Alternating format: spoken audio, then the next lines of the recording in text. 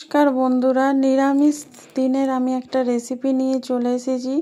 এই রেসিপিটা আমরা সচরাচর বানাই না, বাড়িতে আসে কিন্তু আমরা বানাই না, ফেলে দিই। কিন্তু আজকে সেই জিনিস দিয়েই যে এত টেস্টি একটা সুন্দর রেসিপি বানানো যায়, তোমরা না বানালে বুঝতেই পারবে না। এই রেসিপিটা দিয়ে গরম ভাত, রুটি সব কিছুই কিন্তু নিমিষের মধ্যে শেষ করে দিতে পারবে। ভিডিওটা প্রথম থেকে লাস্ট পর্যন্ত দেখার অনুরোধ রইল। আমি সুস্মিতা রান্নাবান্নায় স্বাগত জানাচ্ছি। চলো ভিডিওটা দেখে নেওয়া যাক।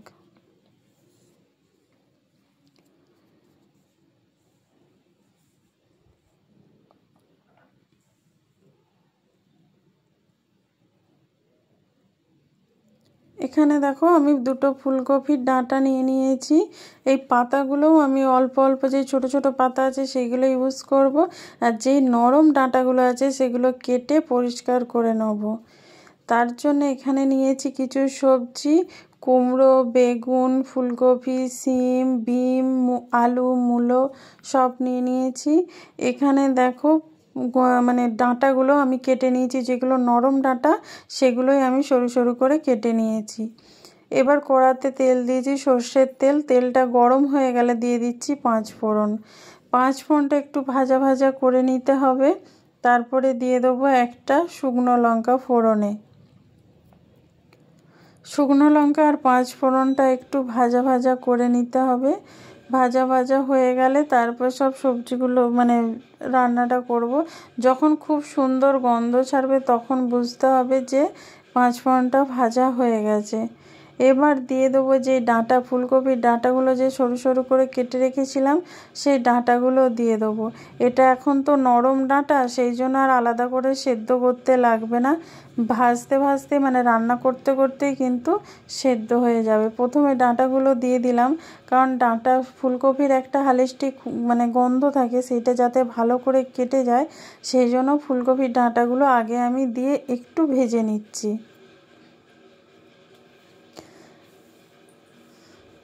দেখো এখানে ডাঁটাটা আমি হালকা ভেজে নিয়েছি। এবার দিয়ে দেবো 2 টুকরো ফুলকপি, ছোট ছোট টুকরো, কয়েক টুকরো ফুলকপি দিয়ে দেবো। এটা তোমরা দিতে পারো নাও পারো, এটা মানে ফুলকপিটা যে দিতেই হবে এমন কোনো মানে নেই। ফুলকপির টুকরো দুটো ছিল ফুল, তাই আমি দিয়েছি। এবার দিয়ে দিচ্ছি সিম, কেটে রাখা সিম ছোট ছোট করে কেটে নিয়েছি, সেটা দিয়েও ভালো করে ভেজে নিচ্ছি। বন্ধুরা, একটু করে সবজি দেবে আর একটু নাড়বে, তাহলে কি হবে, সবজিগুলো খুব ভালোভাবে মানে তেলের সাথে মিশে যাবে, ভাজাও হবে। সবজির যে একটা হালিস্টি গন্ধ সেটা আর থাকবে না। এবার দিয়ে দেবো আমি বিনস। শীতকালে যত রকমের সবজি পাওয়া যায়, তোমরা সব রকম সবজি দিয়ে যদি এই ডাঁটা চচ্চড়িটা বানাও, দেখবে অসাধারণ লাগে খেতে। এবার দিয়ে দিলাম বিনস আর মূলো, দিয়ে আবার একটু আমি নেড়ে নিচ্ছি। অল্প দুটো করে সবজি দিচ্ছি আর ভালো করে একটু নেড়ে নিচ্ছি। তেলের মধ্যে এরকমভাবেই নেড়ে মানে ভেজে নিতে হবে সব সবজিগুলো। এবার দিয়ে দেবো আমি কুমড়ো। তাতে কি হবে, একটু মিষ্টি কুমড়ো নিয়েছি, দেখতে পাচ্ছ কুমড়োর কালারটা। এতে কি হবে, একটু মিষ্টি মিষ্টি হবে, খেতে ভালো লাগবে। এবার দিয়ে দিচ্ছি একটা বেগুন, ছোট ছোট করে কেটে নিয়েছি। তারপরে দিয়ে দিচ্ছি আলুটা একটু বড় বড় সাইজ করে কেটেছি। এবার সব সবজিগুলো ভালো করে ভেজে নিতে হবে। নুন হলুদ দিয়ে আমি সবজিগুলো ভাজবো। কিন্তু নুন হলুদ দিয়ে সবজি ভাজানো মানে সবজিতে যতটা পরিমাণ লাগবে, যেহেতু আমি একবারে ফোড়ন দিয়ে রান্নাটা করছি, সেই জন্য সবজিতে একবারে যতটা নুন দরকার আমি দিয়ে দেবো এখানে। দেখো একবারে নুন দিয়ে দিচ্ছি। তারপরে দিয়ে দেবো হলুদ গুঁড়ো পরিমাণ মতো। এই সবজিটা খেতে এত ভালো লাগে না, শুধু মুখে তোমরা বসে বসেও খেতে পারো, গরম ভাতের সাথে, রুটির সাথে, সব কিছুর সাথে কিন্তু ভালো লাগে। আর এই মানে ফুলকপির যে ডাঁটাগুলো এখন তো খুব নরম ডাঁটা, এগুলো খেতে খুব ভালো লাগে। তোমরা বানিয়ে দেখো, তারপরে আমাকে জানাবে যে তোমাদের কেমন লাগলো।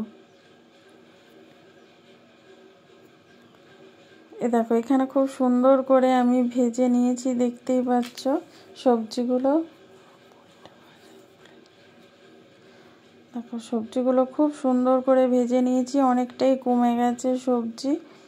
এই রকমভাবেই কিন্তু ভেজে নিতে হবে, তবেই খেতে ভালো লাগবে। সবজিগুলো না ভালো করে ভাজা হলে এই রেসিপিটাই কিন্তু ভালো লাগবে না। এবার দিয়ে দিচ্ছি একটু কাশ্মীরি লঙ্কার গুঁড়ো, এটা কালারের জন্য দেব। যেহেতু আমি এখানে সর্ষে আর কাঁচা লঙ্কা বেটে মানে মশলা দেব, সেই জন্য দিয়ে দিলাম এখানে কাশ্মীরি লঙ্কার গুঁড়ো আর একটু জিরে গুঁড়ো, মানে জিরে গুঁড়ো দিলাম। এবার দিয়ে দিচ্ছি দেখো সর্ষে আর কাঁচা লঙ্কা বাটা যে পেস্টটা, সেটা দিয়ে দিলাম। দিয়ে এবার এই মশলাটা ভালো করে একটু কষিয়ে নেব সবজির সাথে। আমি অল্প করে সর্ষে বাটা দিয়েছি, তোমরা যদি সর্ষে বাটাটা বেশি পছন্দ করো তাহলে কিন্তু বেশি করে দিতে পারো। এতে একটু বেশি করে সর্ষে বাটাটা দিলেই খেতে ভালো লাগবে। এবার দিয়ে দিচ্ছি চিনি, অল্প করে চিনি দিলাম। এই সবজিটায় চিনি না দিলে কিন্তু একদম ভালো লাগবে না। এই সবজিটাতে একটু চিনি দিতেই হবে, এটা মিষ্টি মিষ্টি খেতে হবে, তবেই কিন্তু এই ডাঁটা চচ্চড়িটা খেতে ভালো লাগবে। এবার সব কিছু মিশিয়ে চাপা দিয়ে একটু রান্নাটা করে নেব। এবার অল্প করে একটু জল দিয়ে দিচ্ছি যাতে সব সবজিগুলো ভালোভাবে সেদ্ধ হয়ে যায় আর ডাঁটাটাও সেদ্ধ হয়ে যায়, সেই জন্য অল্প করে জল দিলাম। দেখো দিয়ে এবার ভালো করে মিশিয়ে চাপা দিয়ে আমি লো আঁচে 5 মিনিট রান্না করব। 5 মিনিট পর তোমাদেরকে দেখিয়ে দিচ্ছি। দেখো সব কিছু পুরো সেদ্ধ হয়ে গেছে, কিন্তু যে ঝোলটা আছে সেটা আমি খুব মানে এটা শুকনো করে নিতে হবে। এই তরকারিটা একটু শুকনো শুকনোই কিন্তু খেতে ভালো লাগে, বেশি ঝোল থাকলে ভালো লাগবে না একদম। এবার দিয়ে দিচ্ছি ভেজে রাখা বড়ি। বন্ধুরা বড়িটা আমি আগে থেকে ভেজে রেখেছিলাম, সেটা এখানে দিয়ে দিলাম। পোস্ত বড়ি আমি ভেজে রেখেছিলাম। এবার দিয়ে দিলাম এখানে ধনে পাতা কুচি। বড়ি আর ধনে পাতা কুচি দিয়ে ভালো করে মিশিয়ে চাপা দিয়ে আমি আরও 2 মিনিট রান্নাটা করে নেব, যাতে বড়িগুলো ভালোভাবে সেদ্ধ হয়ে যায়, ধনে পাতার গন্ধটা পুরো তরকারিতে মিশে যায়। এখানে 2 মিনিট রান্না করে নেব। দেখো 2 মিনিট পর দেখাচ্ছি। দেখো সব কিছু কি সুন্দর মাখো মাখো হয়ে গেছে, দেখতেই পাচ্ছ। এরকমভাবেই রান্নাটা করে নিতে হবে, আর জলটাও কিন্তু একদম শুকনো হয়ে গেছে। এবার নামানোর আগে দিয়ে দেবো একটু কাঁচা সর্ষের তেল, এতেই কিন্তু এই তরকারির স্বাদটা দ্বিগুণ বেড়ে যাবে। দেখো কাঁচা সর্ষের তেল আমি 1 চামচের মতন দিয়ে দিচ্ছি, দিয়ে একটু মিশিয়ে নামিয়ে নেবো। আর ফোটাবো না, তাহলে কিন্তু কাঁচা তেলের যে ঝাঁঝটা সেটা আর থাকবে না। যেহেতু সর্ষে বাটা দেওয়া হয়েছে, কাঁচা সর্ষের তেলটা দিলে এটা একটা ঝাঁঝালো হবে, খেতে কিন্তু খুব সুন্দর লাগবে। দেখো এইভাবে মিশিয়ে নামিয়ে গরম গরম সার্ভ করে দাও। তাহলে বন্ধুরা এই ভিডিওটা যদি ভালো লেগে থাকে লাইক কমেন্ট শেয়ার করো। নতুন বন্ধু যারা দেখছো তারা চ্যানেলটা সাবস্ক্রাইব করে বেল আইকনটা ক্লিক করে দিও। যারা ফেসবুক থেকে দেখছো পেজটা ফলো করে দিও। আবার দেখা হবে নতুন ভিডিওতে।